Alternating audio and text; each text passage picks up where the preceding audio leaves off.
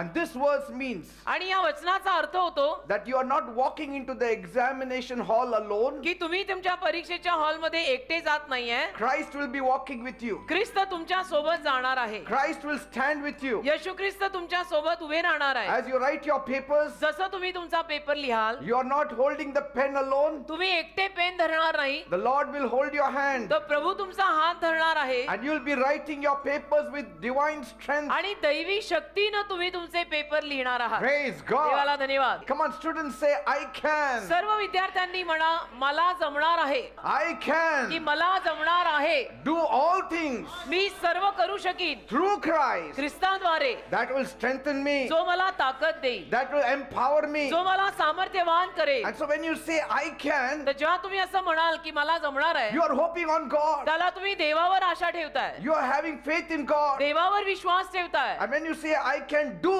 आणि जेव्हा तुम्ही म्हणताय की मला जमणार आहे, do is declaring an action. मी करणार आहे, याचा अर्थ तुम्ही कृती करणार आहात असं घोषित I करताय. can do it. मी करणार आहे, I can write it. मला जमणार आहे, मी लिहिणार आहे. And when you say all things, आणि जेव्हा तुम्ही म्हणता सर्व काही, all things, म्हणजे सर्व काही, that means म्हणजे you are canceling limitations. तुम्ही सगळ्या मर्यादांना रद्द करतात. And when you say through Christ, आणि जेव्हा तुम्ही असं म्हणता की ख्रिस्ताद्वारे, you are announcing your source. याचा अर्थ तुम्ही तुमचा उगम जो आहे त्याला घोषित करताय. Amen. Amen. You are saying from where this thing is coming to आणि me. तुम्ही सांगताय घोषित करून की हे माझ्याकडे कुठून येत आहे. Strength is coming from God. शक्ती मला देवाकडून मिळत आहे. Wisdom is coming from God. ज्ञान मला देवाकडून मिळत आहे. Help is coming from God. मदत मला देवाकडून मिळत आहे. Life is supplied by God. जीवन मला देव पुरवत आहे. Amen. देवाला And धन्यवाद. when you say He strengthens me, आणि जेव्हा तुम्ही असं म्हणाल की तो मला ताकद देतो, you are activating divine help. याचा अर्थ तुम्ही दैवी मदत क्रियाशील करताय. Praise God. आमेन.